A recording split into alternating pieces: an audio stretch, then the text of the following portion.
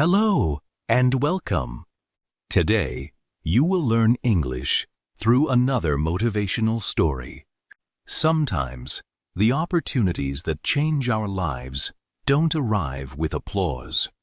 Sometimes, they arrive as a small piece of paper that almost ends up in the rubbish bin. Let's begin. A few days had passed since the educational seminar.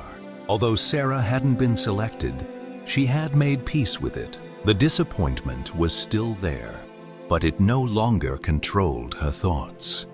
Life continued. Classes became busy again. Homework filled her evenings. The conversation club met every Wednesday. Little by little, Sarah noticed something surprising. She no longer worried about speaking every single time. She still became nervous.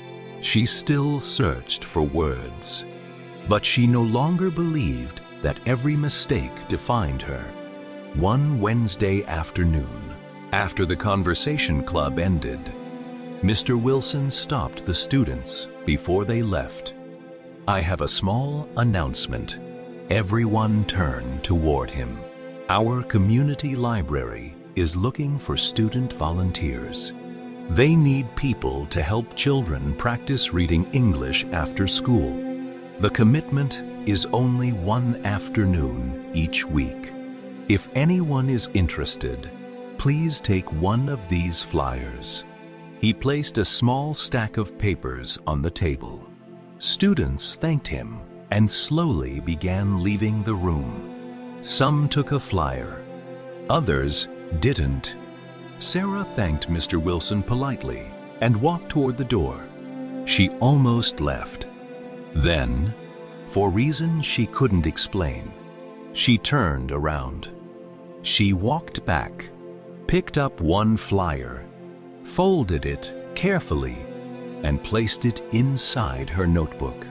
She didn't tell anyone, not even Aiko. That evening, after dinner, Sarah sat at her desk.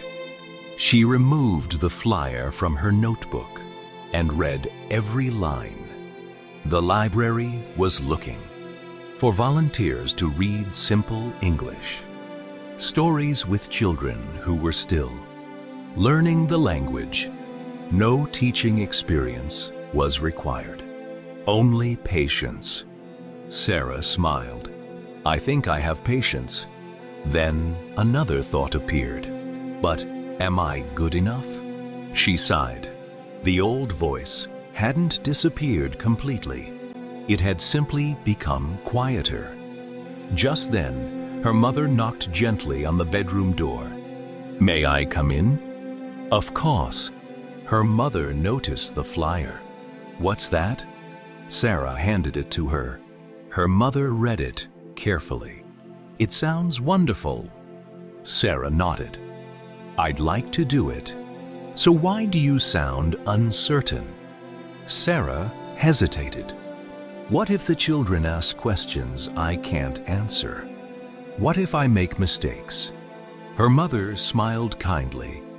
"Do you remember teaching me how to use my new phone?" Sarah laughed. "You kept pressing the wrong button." "I certainly did." "And did you know everything?" Sarah shook her head. "No. You learned first. Then you helped me." Her mother folded the flyer and handed it back. "You don't have to know everything to help someone. You only need to care." That night, Sarah opened her notebook. She thought about everything that had happened over the past few months.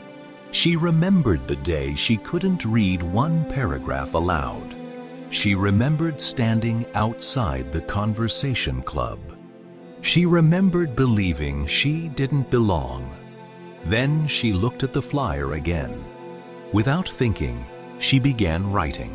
Confidence doesn't arrive before responsibility. Sometimes responsibility creates confidence.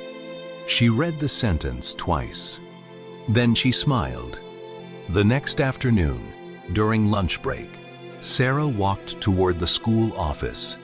The volunteer application forms were available at the front desk. She stopped outside the door. Old habits whispered, "Come back tomorrow. You still have time." Sarah looked down at her notebook. She opened it to the last page. She quietly read the sentence she had written the night before. Then, she closed the notebook, walked inside, and asked for an application form. The secretary smiled warmly. Of course. As Sarah accepted the form, she realized something. Months ago, she would have walked away. Today, she walked in. It wasn't a dramatic moment. No one applauded. No music played. It was simply a young woman making one small decision. And sometimes, those are the decisions that change everything.